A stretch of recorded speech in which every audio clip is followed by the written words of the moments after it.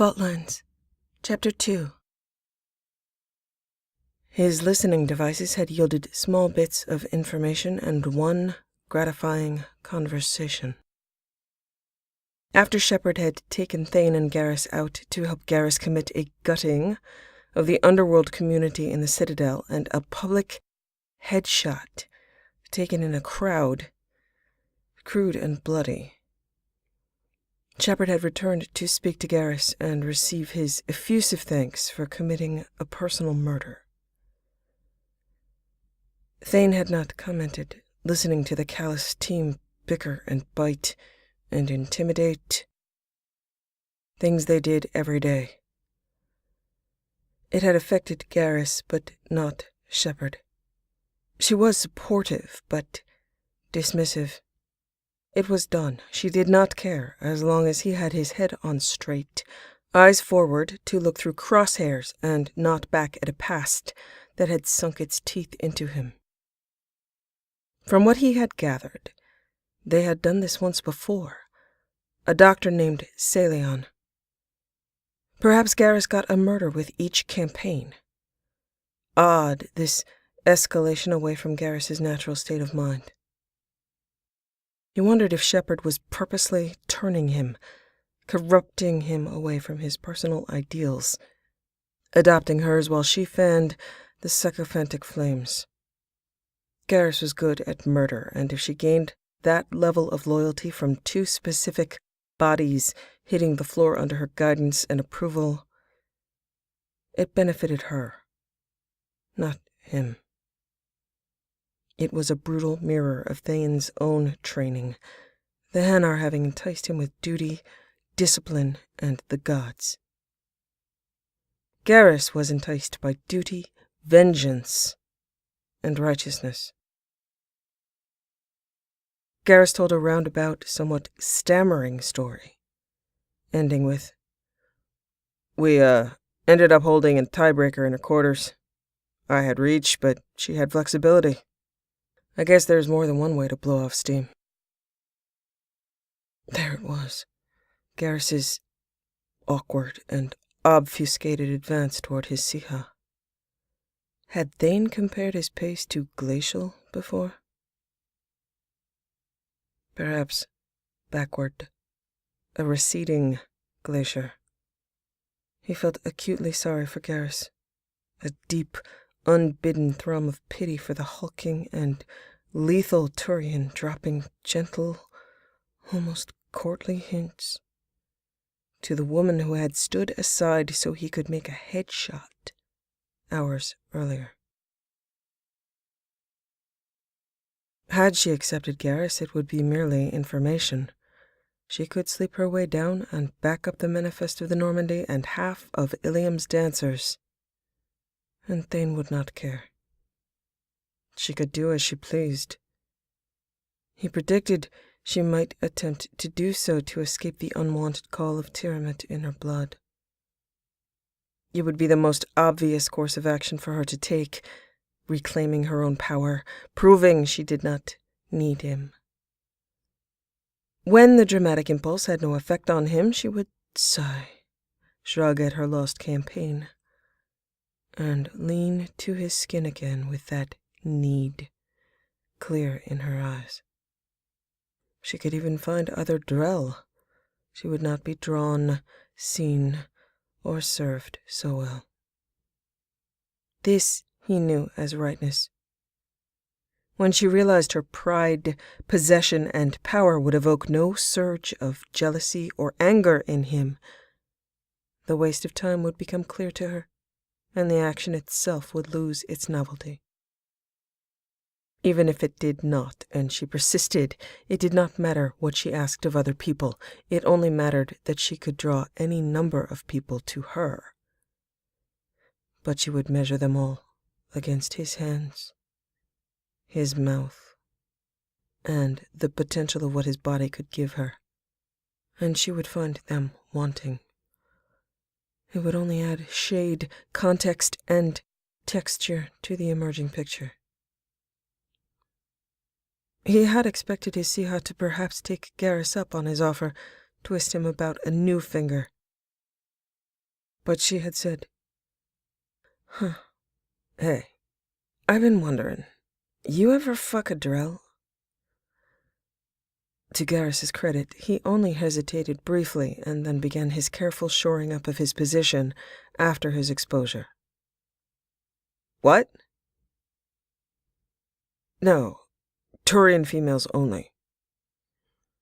Whether true or not, it had sealed up the rift of his clumsy approach, she having not noticed at all, and the exclusion of human females from his menu distinct, if forlorn.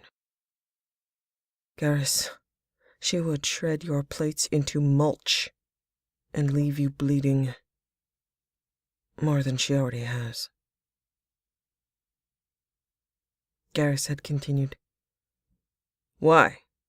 Have you? No, but I'm thinking about it. She is thinking about it a great deal.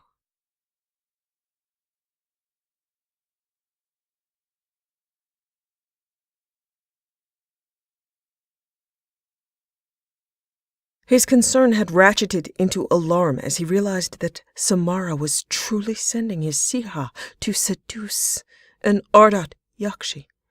It was an unbearable risk, exposing her not only to physical danger, but overwhelming biotic power, psychic devastation, and potential agonizing death that would seem like eternity of torture, against which she had no defense.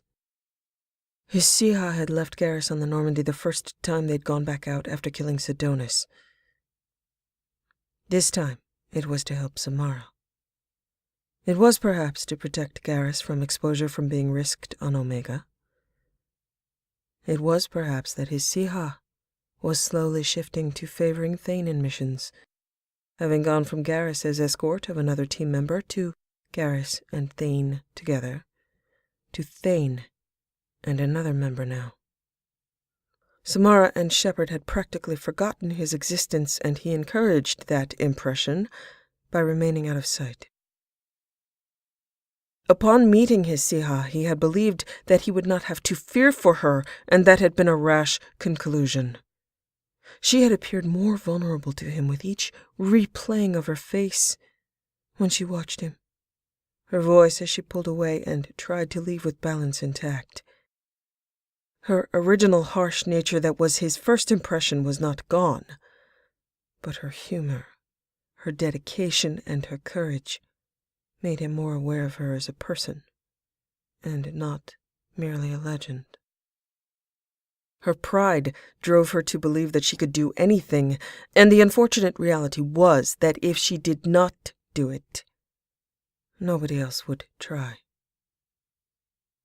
Samara, a Justikar and matriarch in full power and full understanding, who had sought her daughter for 400 years, had failed, and was now asking a human of no biotic talent to counter centuries of hunting instinct. It was not to be tolerated, but his hands were tied. He was unable to interfere, unable to pull her aside and tell her to let this go. Samara was bound to her will and bound to follow. Order her to follow Siha, or convince her that when the Reapers wiped out all life, Morinth would be included. His Siha was not ruthless enough, he had come to discover. Not enough for his taste, not enough to protect her from this new insanity. He had never commanded loyalty such as she did, and this was her courage in action, taken on behalf of others, those who had asked personally for solutions they could get nowhere else. Perhaps this was the day of his testing, the day he gave his life for hers. There had been no clearer signpost of danger stacked in the dark to swallow her. He hovered around her with allied silence and dark as she drew more and thin with hints of danger, as though her face did not telegraph it enough to have Morinth be drawn, just as he was, to each curving line, carved down to glowing essence. There were 3 women to contend with here if he interfered: Samara's sharp eyes, Morinth's unknown wrath, and his Siha's anger. He promised himself that he would risk all of those things given an opportunity, and he would watch the signs. He would not allow her death. He would substitute himself, provide a distraction. It was a blessedly short encounter, and he was grateful to hear his Siha's voice. "I'm not the victim you were hoping for." Blessings of Arashi for the gift of his Siha's fortitude. He had been able to remain behind, but not far from whatever choices he might be forced to make. Samara took her daughter's life, and his heart resumed its normal, slow beat, with only a fine wash and pressure of anger at Samara and at his Siha in particular. Rash, reckless, Shepard thing to do. It had cost her, and he knew it upon seeing her. She was pale and drawn, but defiant before Samara, and as unyielding as she had been before the Ardat Yakshi's compulsion. Her skin showed lines of colorless, translucent flesh at the edges of her scars. She was standing, but barely, and he must think quickly. He moved to lift Morinth's body and transferred her weight to Samara. "Justikar, your code must be followed." He left it to Samara to formulate what that meant, and for his Siha to infer some greater knowledge regarding Asari culture that he did not possess. Samara was silent and grieving. She left with Morinth's body to finish her journey of centuries. The poison of her hopes in the form of this broken monster that whispered death to those she willed to hear her. He and Morinth were perhaps not all that different.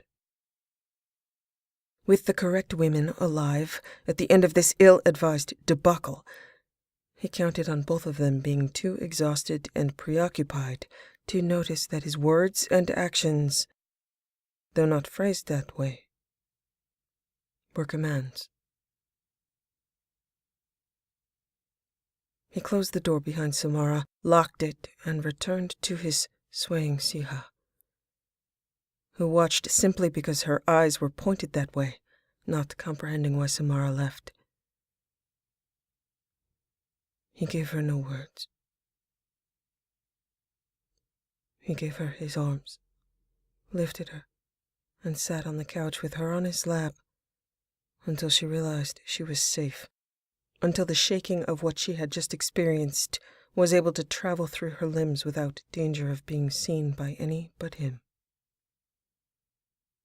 Her head was against his chest, his arm protectively around her back.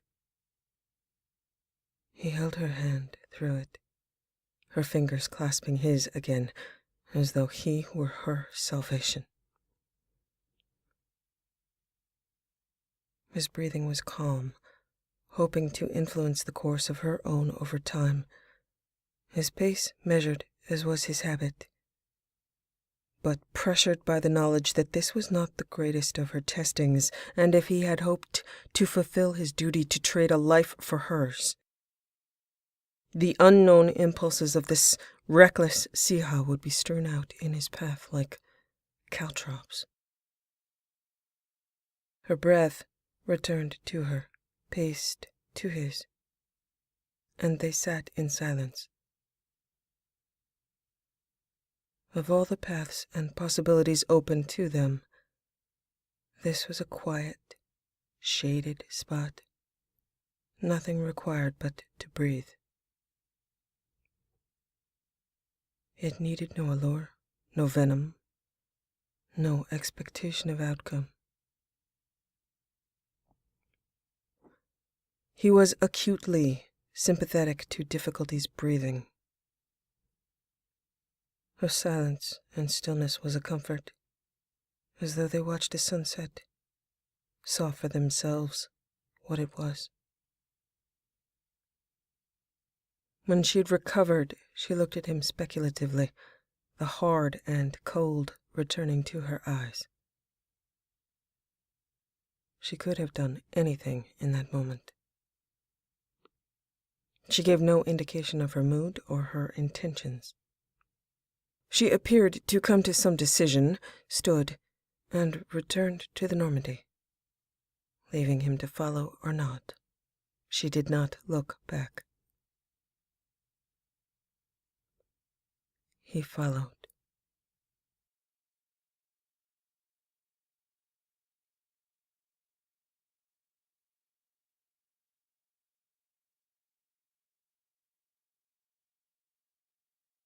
He saw his plans shatter, fall, and fail with the arrival of a notification.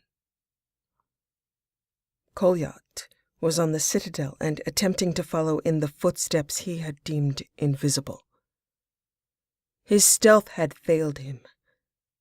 It had before. Of course it had, most often early in his career before his experience and timing had improved and his learned patterns had made it easier. It was that feeling of failure, of exposure, of revealed, lethal plans and intent, of being a sudden target of opportunity. Blood rushed to his face, and the cold shock of things not being as they should be to a deadly degree washed over his skin and echoed down his spine. Several disorienting facts made their presence known distinctly, like aimed lightning on the horizon, distant but nearing and unavoidable. He had thought his son free from his influence. He had thought Kolyat the son of his mother, a child of her temperament and ambition. He had been blind to the son Irika had brought into the world. Thane had assumed Kolyat would grow up as Irika intended, to live a harmless life, a useful life of small things and great kindnesses. Fate or circumstance, genetics or choice, or all four in any combination, had brought Kolyat to this brink because of Thane's failings as a father, as a person. Even as an absent hole in Kolyat's life. This hole had been the last legacy he had left to his son, and Kolyat was about to dive through. To find his father. To lose himself, to chase the meaning that Thane had chased. He closed his eyes. He had thought that his son would live buoyantly unattended. A delicacy merchant in the mountains. That thing that Thane had avoided. Thane had been able to learn new skills, could have begun over with his family as his main goal, with continued life the intent. The pain, the pride, the anger that Kolyat must feel to be doing this. No longer a boy. A man. Kolyat was a man, making a choice of a man. But without a man's training, or even a boy's training. Kolyat would die, or live, convinced this work was for him, that he was a legacy, until the work ended him. Thane had no choice. This divergent path not merely a distraction, but a glowing signpost of imminent catastrophe. Thane had had nobody in his life to tell him that the training, the orders, the discipline were a slow trap poison, not glory. It was an addiction, judgment failing and courage bolstered. Thane imagined Kolyat with his breath stolen suddenly, through injury, through death, through Capral syndrome being genetic. All the sins of the father passed to the son, through neglect and ignorance. In the end, Thane knew only death, having borrowed from Erika's life spark to create a son. Thane had been a sinking weight on his son's spirit, dragging him down to battle sleep in the only act of sympathy he had remaining to him. It was unforgivable, inexcusable, that Thane had brought this to pass with his choices. He had been the death of his wife. He would not be the death of his son. Thought, like a prayer, rose not to gods, but to Erika. Her death had been too great of a burden, and he had turned his face from where her light once had been. Forgive me, Erika. He dearly needed her forgiveness, her guidance, to save a life that concerned her, not for Thane's sake, but for Kolyat's. Forgive me, Erika. Show me the path to the mountains, where people live without such burdens as I have forced upon our son in negligence. Show me the way your feet moved on that path. Show me the path to our son. I thought him your son, but he is our son, and I need your assistance. He needs us. Forgive me, Erika. He was torn open, a hard internal shell cracked, begging that some of her light could penetrate to give him the inspiration he would need. He finally understood what Erika had wanted for Thane, what she had wanted for their son, what she had wanted for their life together. Peace. An unburdened soul. He had not understood it as it applied to him. It had been too late for him by the time he had met Erika. Redemption was not so easily bought. Inactivity not enough to light his soul. Despite being surrounded by peace, none of it had penetrated or become his nature.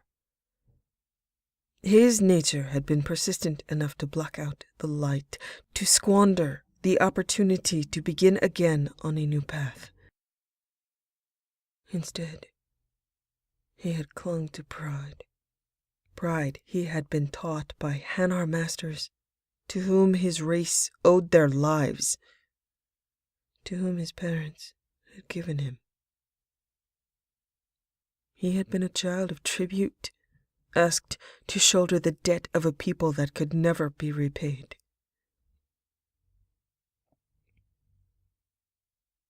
Thane was not certain how many choices he'd ever had after taking his first life.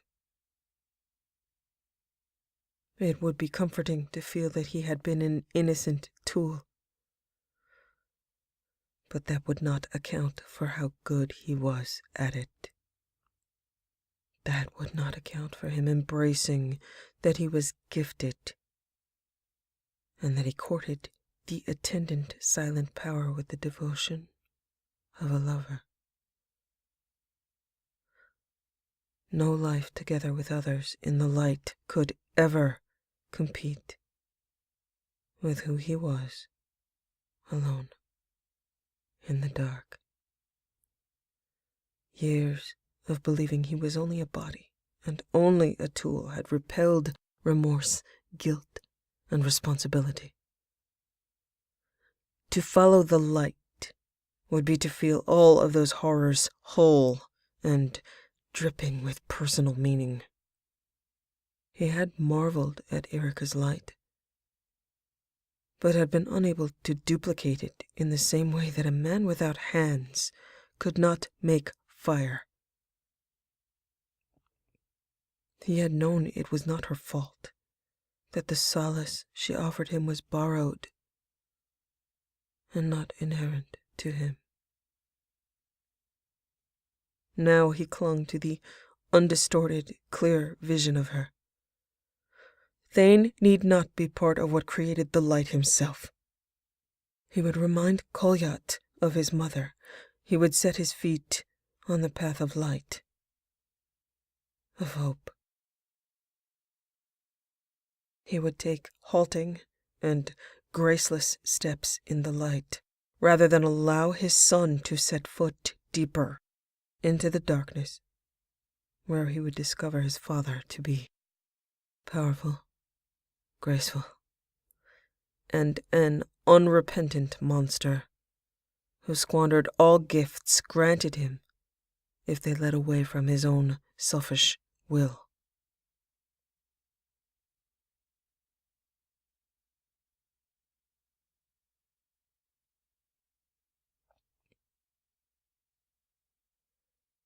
Hasiha had come to find him. He was sitting as he had for countless hours over days, hands steepled, attempting meditation. He wanted to calm his mind, but ordered thought had eluded him. At the next destination he would have decisions to make, and he was contemplating his options. Hasiha pulled the chair out across from him, reversing it, sitting in it backwards and steepling her own hands, reflecting his position. She looked at him for long, appraising moments, her eyes unreadable. Krios, you have a problem. She sounded definite. Alarm pricked the back of his neck. Nothing goes encrypted on or off of this ship. His face gave her no failing. It was possible she was testing him. Her face was unreadable for a steep moment of suspense. You like information? I like information. I know you have a few bugs up. They're just like the bugs I found. You didn't bring them with you. Seems you just took an opportunity to use them. You've done nothing about it, and sent no information to anybody, on or off this ship. Your son is about to die, and you are meditating, or trying to. Since you haven't told me, you may be considering taking the shuttle and leaving, ditching at the next port, or allowing your son to die.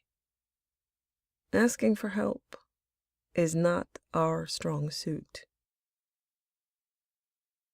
He continued to look at her, not a ripple of reaction on his face. He had not decided yet, but he also had not discounted those options. The word "our" disentangled itself from the rest of her words, the vertiginous conversation adding a jangling buzzing to his internal considerations, the sure knowledge of having underestimated her, brightly backlit, transforming the landscape. She clasped her hands together and leaned her chin on them, looking at him intently. Not hostile. The sense of being filleted and laid open to the bone, and the unbearable vulnerability of it triggered stillness out of necessity and the urge to kill her. She was so close. And it would be so easy. And that was, of course, the point. The chore of accurately estimating her seemed beyond his current ability. But the arrogance of thinking killing her would be easy was apparent. She seemed relaxed, but if biotics, weapons, or violence erupted from his body, he would reap point-blank, merciless death from her scything wrath. He thought about that for a moment, wondering if he should simply seek that wrath, and let that cut the knot he faced cleanly. It could all be over in moments. Nihilistic thoughts were not new to him, had increased in intensity since Iraka, since his diagnosis, and he had grown accustomed to brushing them aside, knowing that each day brought opportunities for death. He need not heed each stray impulse. He need not seek death at her hands. He understood her. She had not killed him, understanding his methods, if not his motivations, clearly. She had given him enough rope to hang himself, and he had not fashioned a noose from it. Or not yet. She had him, and she was curious. He'd attracted her attention far too well. Had she wished him dead, it would be the same as when he wanted others dead. No warning, no chance to resist. So she didn't demand his death, though he could still provoke it.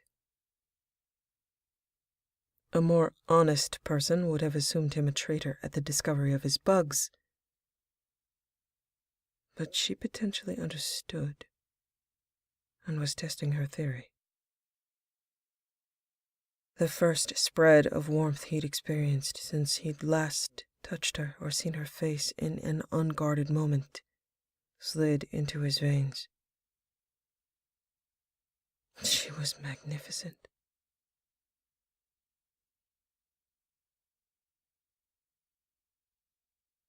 Her eyes grew warm as he said, "What do you suggest, Commander?" A quirk of a smile lit her lips, and the potential death was dismissed from her face and the lines of her body. "I like your style, Krios. I really do. Now, ask me for help." "It appears my son is in need of rescue and subsequent guidance. Would you help me, Commander?" Her smile grew warmer and wider. "I like the sound of you owing me a favor," he said with more truth than had been there before. "You can command whatever favors you choose." "Oh, I know." She was not angry. She was amused. He perversely wanted that kiss with her head bent back. Now. He would damn this woman to the depths for toying with him had she not already ruled there. Something must have shifted in his face. She unerringly noticed that something, or decided she'd insert her own something. Making this woman want him was not something he should have undertaken. Regret unspooled quickly, the spinning sensation intensifying as she raised herself up to stand, then leaned forward on her hands, then lifted one knee to the table, then the other, and she crawled toward him. The cacophony in his head died down, and the needs of the moment clarified. She wanted him. He wanted her. Yes, he wanted to break her neck. But at least once. He wanted to make her neck bend to him again. Bend forward, bend back, have his hand there as she drew her breath in against a moan. He watched her eyes, and then the curve of her body back to her hip, down her thigh. He felt the habitual urge to want to warn her against him, as he might any other woman, as he felt he needed to warn every living creature that might stray this close. He was freed by the knowledge that he needn't warn her, that she would laugh. Her lips were curved into a smile, and he relaxed his shoulders. He reached out a hand and caressed her throat, finding the carotid with his thumb, feeling the blood rush, her heartbeat, his fingers curling around the back of her neck. She closed her eyes and leaned into his touch, and her heartbeat intensified against the pad of his thumb. He lifted another hand to the other side of her throat, his thumbs finding and caressing the channels that bore her life. Her breasts were pressed together between her supporting arms on the edge of the table. She leaned forward into his hands with a deliberate, slow shift in her balance. He was only moments away from the bursting shock of wanting to kill her. Perhaps she didn't truly care, and she was never out of danger for long enough in her life to heed it when carefully courted opportunity presented itself. Perhaps the danger was why she courted the opportunity at all. Darkness fell as he closed his eyes. Her lips touched his, her quickening heart measured through his fingertips. Her kiss was reserved, restrained from her prior kiss, tempting and light. She was rubbing her lips on his, not tasting, rubbing her nose against his skin, around his mouth, back again to her lips on his, slowly, until the pace of his breathing caught and rose faster at the sensation of her mouth, warm, soft skin on his. His fingers slid to support the line of her jaw with his thumbs as she leaned in closer, dependent on his hands to keep her in place with her lips on his. His other fingers moved through her hair. Her head tilted and her tongue probed at his lips, but not to taste. To open, to touch his tongue with her own.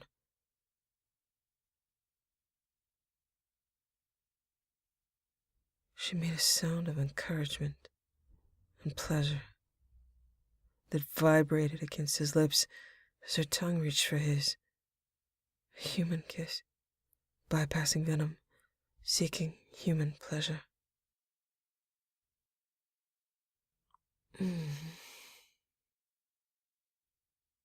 Finding human pleasure. He found pleasure in the beat of her heart, the weight of her trust, and the bond of being seen, being known, and being wanted by this woman, for all the revealed things he had been trained to hide. She must have venom in her system from her skin, from her tongue, but she did not seek more.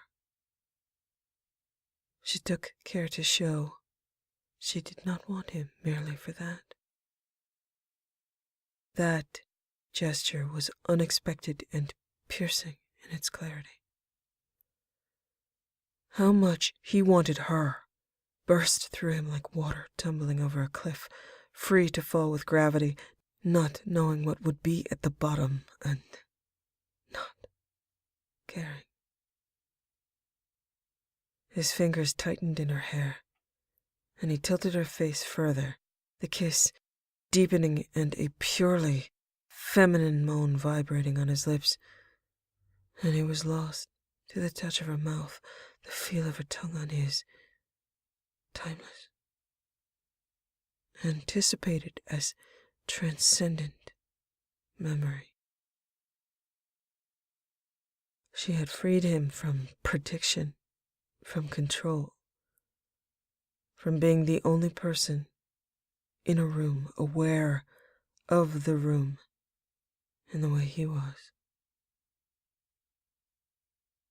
His knowledge of being hard and shattered, broken and failing, scheming and ineffective. She cut through it all, brushed it aside to show him that he had value. To her. And nobody else mattered. She kissed him, and he learned ardently how to kiss a human. Long strokes of her tongue, gentle brushes of her lips, the edges of her teeth, the twist of her head, pressure and slide of skin on skin, unhurried, all with his hands cradling her head, her hair tangled in his fingers. She pulled her head back, and her smile created the shape of her red eyes, incongruous and fleeting, an expression to be savored. I changed course to the Citadel days ago. We'll go get Kolyat tomorrow. His thumbs whispered along the line of her jaw. His fingers stroked her throat, entranced. He nodded, once, as slow and gentle as her mouth had been on his own lips reflecting her smile. She turned her head, nudged at his hand until he moved it, and she pressed her lips to the center of his palm. She slid herself off the table with a shift of her body and a shove of her hand. No backward glance as she said, "I should go."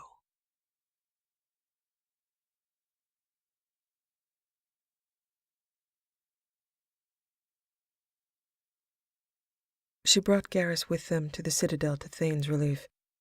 Garrus was ex-CSEC, and the situation had been resolved with CSEC's help. More clearly, by pressuring and lying to CSEC while exploiting their information and assets. Thane could not have managed such a discussion, such a rearrangement of authority, facts, and favors on his own. Not without months of preparation. At the word of Commander Shepard, no longer a specter, she created her own options and authority. He experienced being helped when he needed it most, when prayers to Amonkira, and his stealth alone would have resulted in Kolyat's death. He experienced true, and not forced or false, humility and gratitude for the first time, and her bluff and brutality had brought it to him. She had given it to him without asking a price. Kolyat, defiant and vulnerable, would be safe under the watchful eye and brusque but honest support of Bailey. A weight had been lifted from the unmeasured darkness that swathed him, and it was significant enough to feel. It was significant enough to allow light, purpose, and even hope.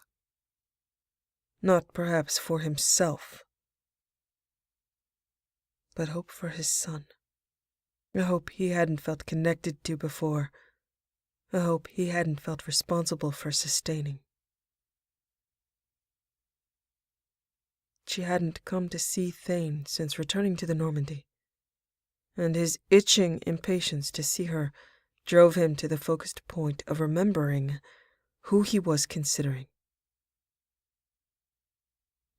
And then he knew. He had been distracted. He had been foolish. He must correct that immediately. "Edie, where is Commander Shepard?" "Commander Shepard is in her cabin." "Thank you, Edie." "You are welcome.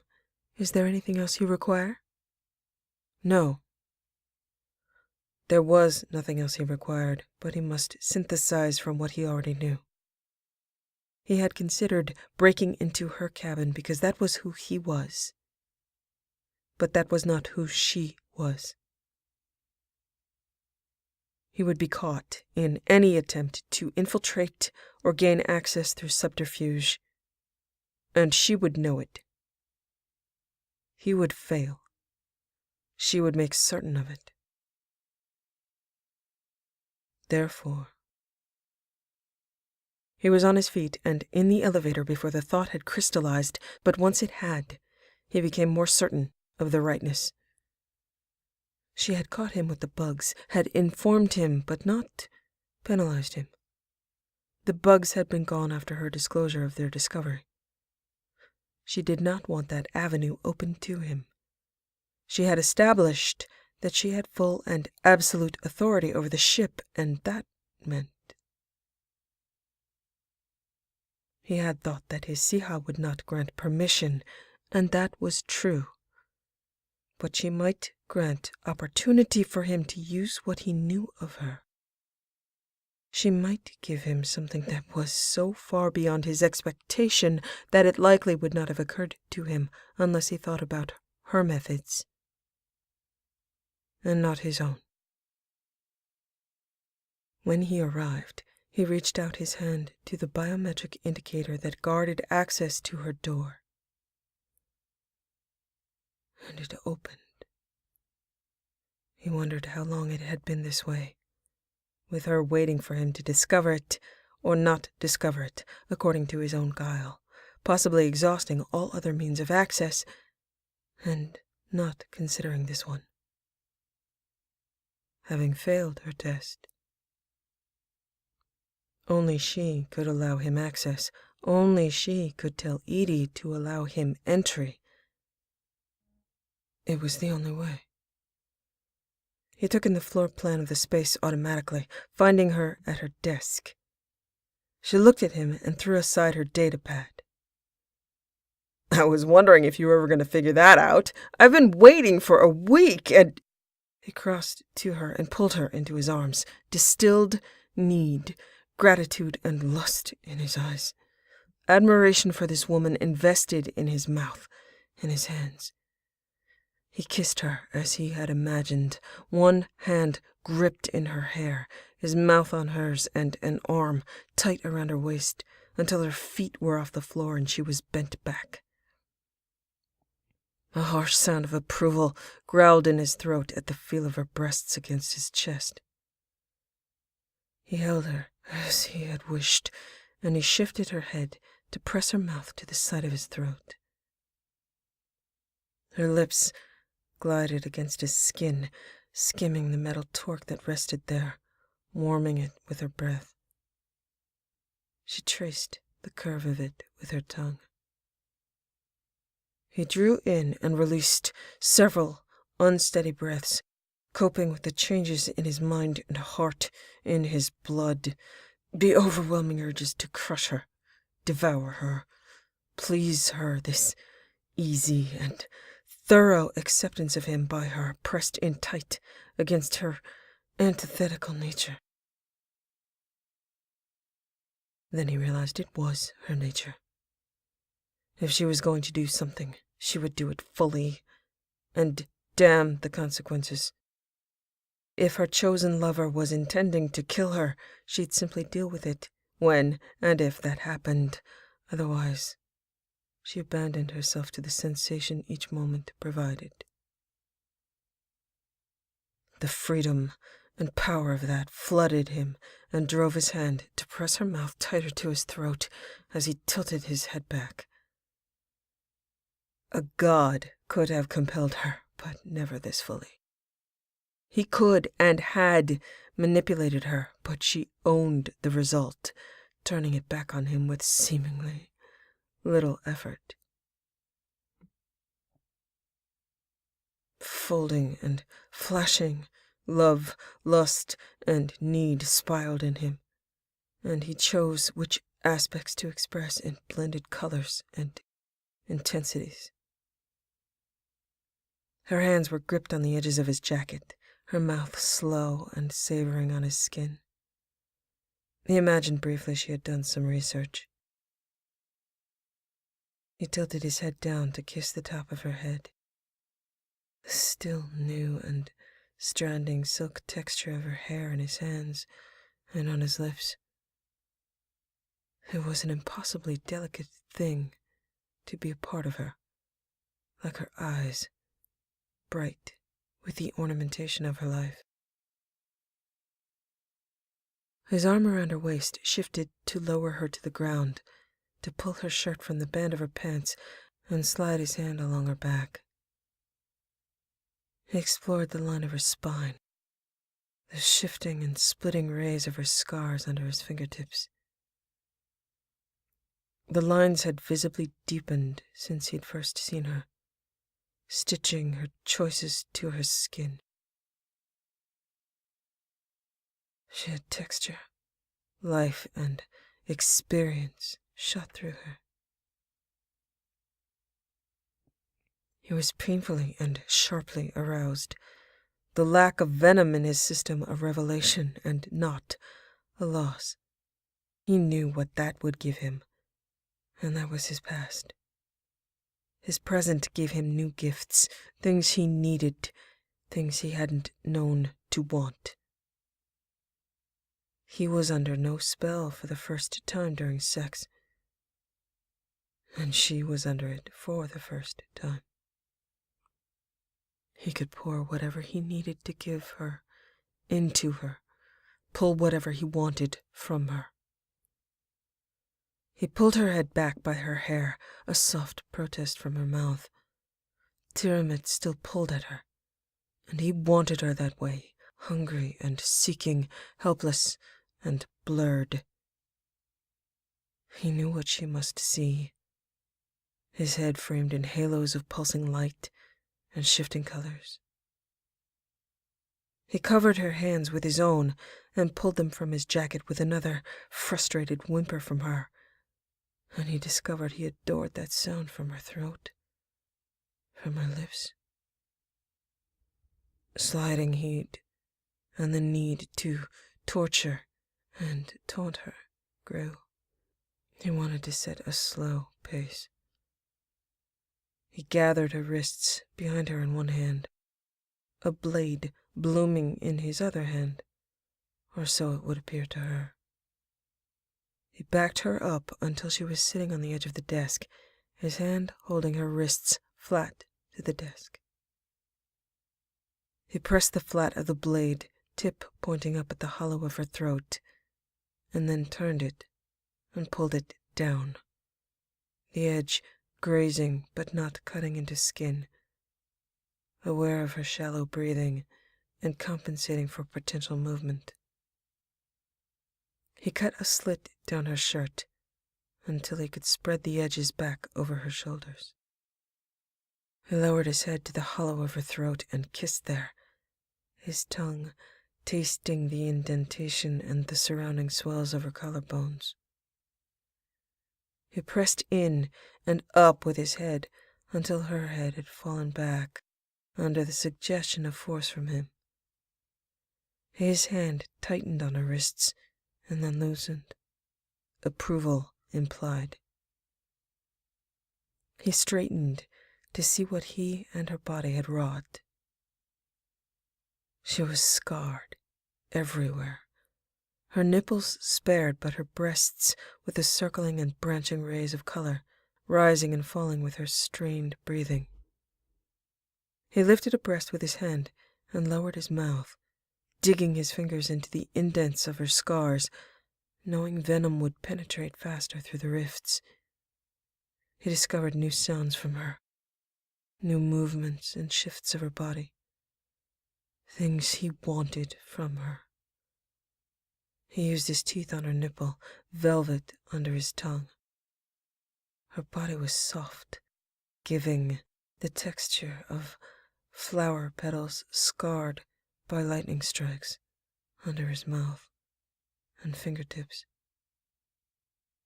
He bit gently, and then not so gently, giving her little sheeting points of pain that made her moan and wrap her legs around his hips, dragging his body in closer to rub the searing heat between her thighs against his cock.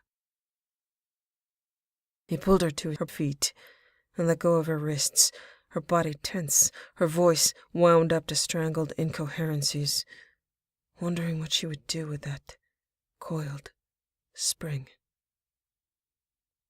He dropped his hands to his sides and watched her as she wriggled frantically out of the rest of her confining clothing, discarding it. She attacked his clothing without his help. He watched her avid inaccuracies as she fought through blurring senses to reveal his skin. Not knowing how to remove his torque, she had tugged and, frustrated, left it, focusing on the stiff and uncooperative, foreign-textured leather that covered his skin. She removed his clothing with the minimum of assistance from him, a shift or a lean as she struggled using hands and even teeth. Finally, when she was finished with even the shoes, she was panting, triumphant, on her knees, and his view was of impossibly fine hair, and her shoulders, hips, the curve of her ass. His hands moved to stroke through her hair, and she leaned in with her lips against his cock. A hungry moan from her mouth felt through him in vibration and heat. An answering groan from his mouth caused her breath to hitch in soft sound of almost laughter, shot through with blurry lust. His hand tightened in her hair, moving along with the rhythm she set, her hands on the insides of his thighs, tracing skin texture, gliding in exploration and embrace. She looked at him with the intensity of seeking and giving pleasure, finally able to control the tyranid rushing through her again, her frantic energy slowing to savoring.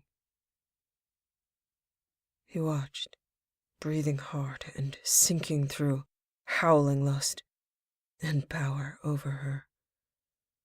He loosed a velvet steel growl from his throat and used his hands and hips to thrust harder, deeper into her throat, the sheen of sweat growing on her ecstatic face. His cock was a deep blue-green against the swollen red of her lips, the involuntary gag and swallow when he thrust too deep and didn't stop but sped up, pulling at her hair and demanding the tight, convulsive embrace of her throat until the effort showed on her face, sweat and tears, a constant moaning interrupted by the blocking of her air. He shifted his hands to the position they'd been in when she'd kissed him in life support, thumbs at her carotids, hands curled around the back of her throat, pressing to make her light-headed, angling her head down. He came down her convulsing and welcoming throat, straining against her moans as she swallowed. He bent his head to watch his bleary-eyed and tear-swimming Siha. He withdrew from her sheltering mouth, pulled her to her feet, lifting her easily in still strong arms, her head back against his shoulder. She was dizzy, replete with tyranid, ravishing in flushed skin, mussed hair, and reddened lips. He lowered her carefully to the bed and stood, surveying her full body as she reclined with her eyes closed, venom and sex softening her features and delivering her cooperation into his tingling palms. His control over her was not an illusion, but it would be fleeting, and he would press his advantage, have her every way he wished, discover the things that would please her, learn her gasps and moans, learn the arch of her body under him, the rise of her body above him. He lowered his body on top of hers, matching his lips to hers, entwining his fingers with hers, giving her the hands she so favored. He kissed her until the pace of her breathing escaped her again, and then he kissed down along her body, gliding his tongue along the line of each scar he encountered. He tasted and envenomed each battle scar, each character scar, the story of her skin, her secrets. His right hand let go of hers and then glided along the curve of her waist, her hip, skimming along her skin until he reached between her thighs, eyes on her face. His hand gave her gentle, sweet grazing along the lines that parted for him. Her knee pulled up to the side languidly with her sigh, allowing his fingers entry. Her left hand twisted and gripped his, so he kept his fingers twined with hers, nudged his shoulder under her cast-aside knee, and brushed his tongue over her clit as she gripped harder, and she whispered his name in entreaty. He could not take her burdens, but he could loosen and then release her from her mind, and he could do the same for himself. He was blessed in his memory. He would have each sigh, each twist of her, for as long as he was himself. She would be drawn back and back again to him, and that knowledge was as exquisitely powerful as the taste of her under his tongue. There was no pyramid for him, but touching her brought on a sense of dream, of wanting, needing to know everything about her, to create and chase her pleasures, to find his own. Her skin held more heat than his.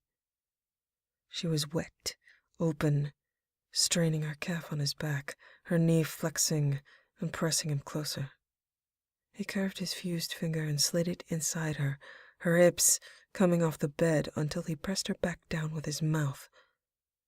Her thigh began to tremble, but that would not be enough. He needed her to come entirely apart, racked with shuddering.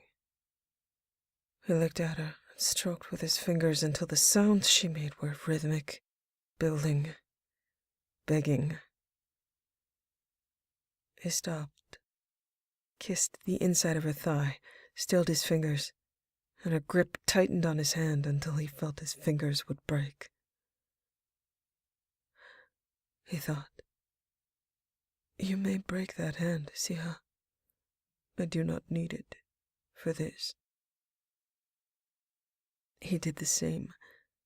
He built her pleasure a second time, her frustrated sounds turning into the relaxed, trembling cadence of her body. And he stopped again. She was silent the third time, but he knew she couldn't control what he was really after. She kept herself from begging and gripped his hand, but as his mouth built unpredictable pace, small moans and harder trembles broke through as she got closer. Her attempt to try to suppress what she felt made it break free harder. When he felt the soft trembles strengthen into shaking in her limbs, with her hand clutched in his, he pulled back for the space of a breath, only long enough to hear her keen. And then he lowered his mouth again, his pace faster, more demanding than it had been, his fingers beckoning and stroking at her until she came, tight, wet, pulsing around his finger. He was painfully hard again, still, and he kissed a path up her body, squeezed her fingers between his, released her grip, and flipped her over to her stomach. He moved her like a doll, lifting her hips, spreading her legs wide with his own, on his knees behind her. He wrapped a hand around her waist, pulling her upright, kissing the back of her neck. He used a hand to guide himself into her. He was hard, punishing, a brutal pace at a sharp, deep angle that he could see lit her features with transcendent pain, pleasure. He heard welcoming, encouraging sounds that drove him harder into her.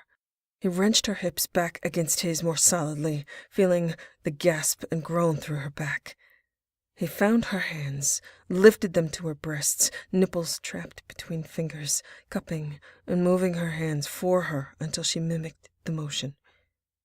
He watched over her shoulder, the slapping, jarring thrusts making her breasts bounce in her hands, forcing the air from her.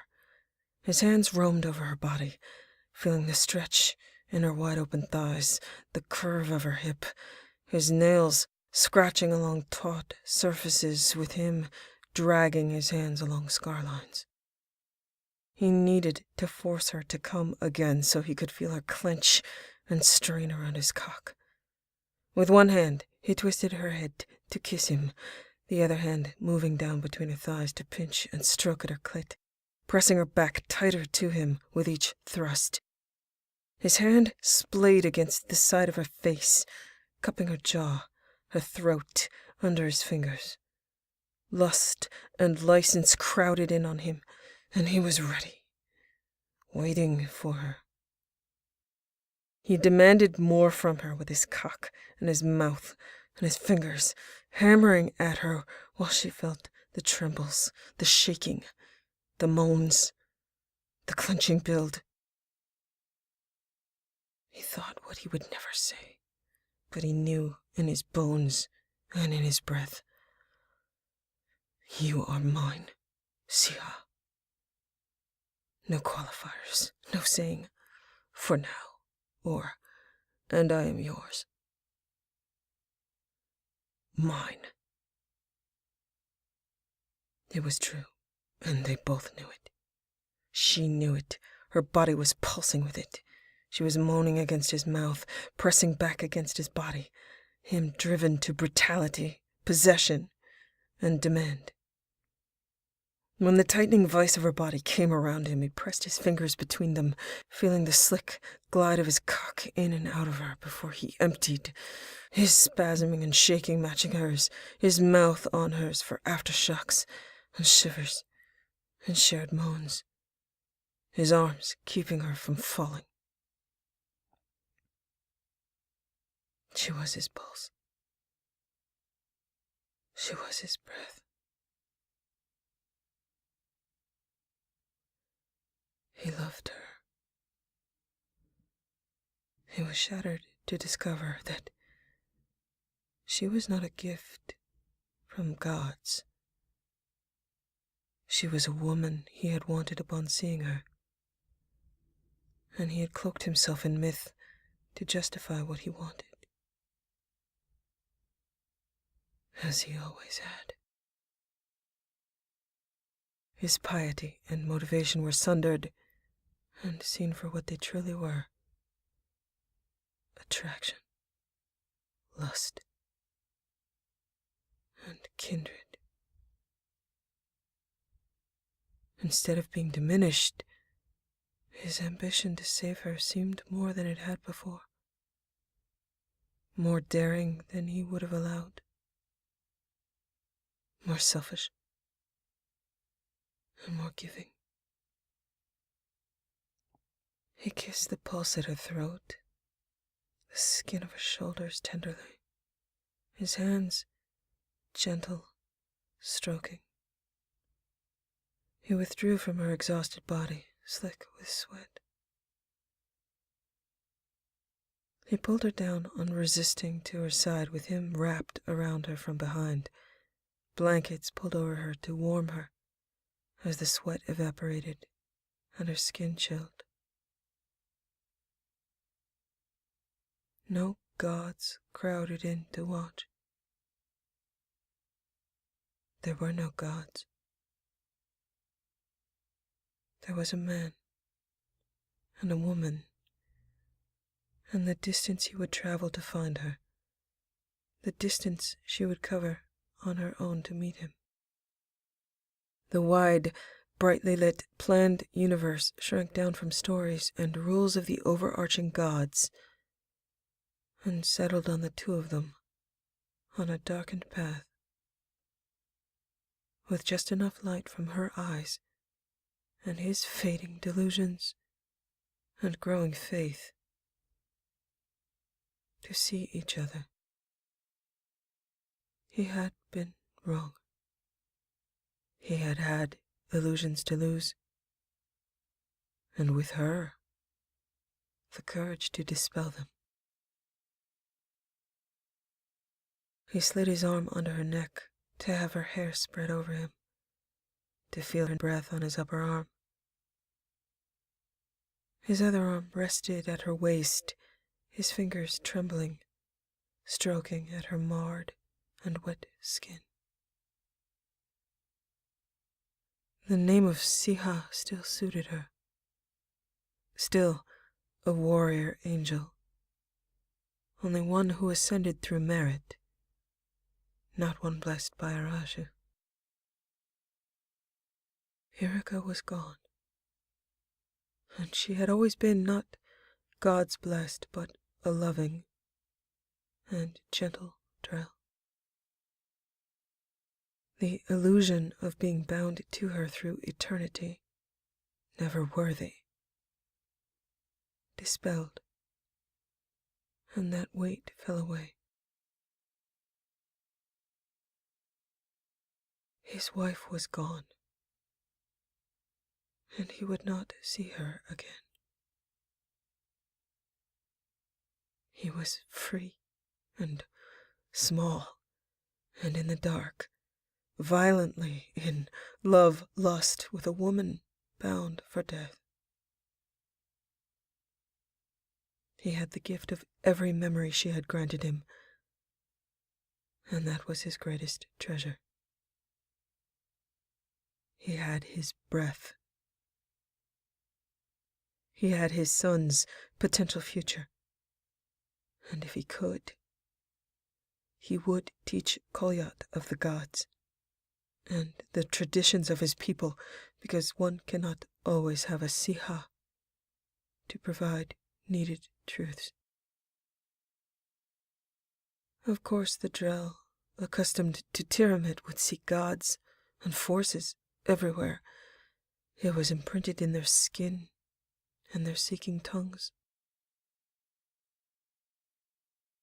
He did not know all the truths, but he did know these small, sure ones. Perhaps the gods were for other Drell, and they were welcome to them. He had walked his path alone for many years, and this woman had walked hers in the same way. But she had known that she chose her steps. He would live as long as he could. He would trade his life for his Sihas still, always. But it was his choice, not an imperative from a distant voice.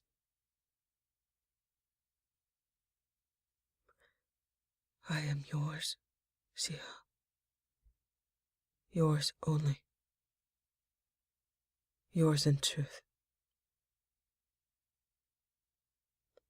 He held her, his internal landscape decimated and dark.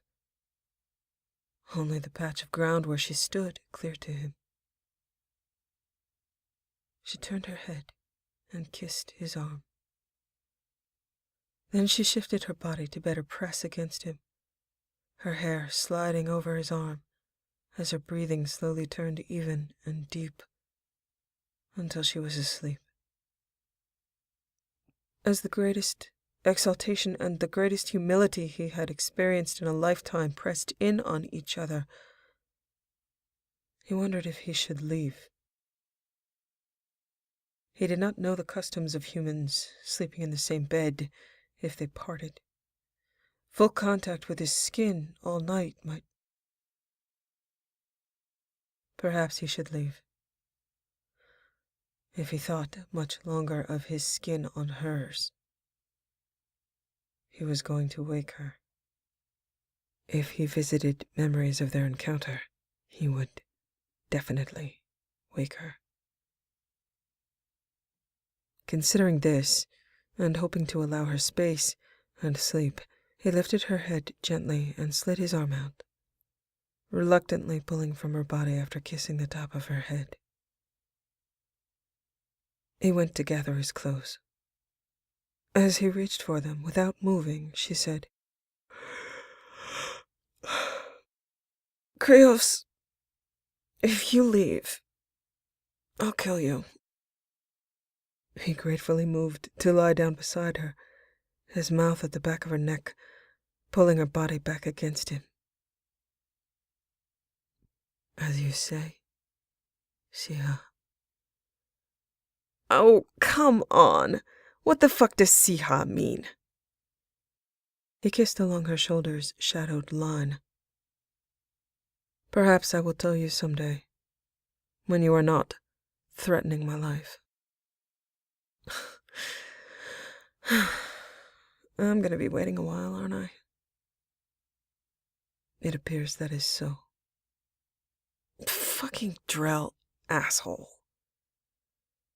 Unwilling to give up death threats for definitions, she twisted to kiss him for long, lingering moments, then shifted back to her previous position, pulled his hand over her waist, covering his arm with her own, linking her fingers to his. He settled her body next to his, pulled her hips back against him. "I don't need this, Krios," he said against her hair with a smile. "Of course, Siha. I understand." He did not let her sleep.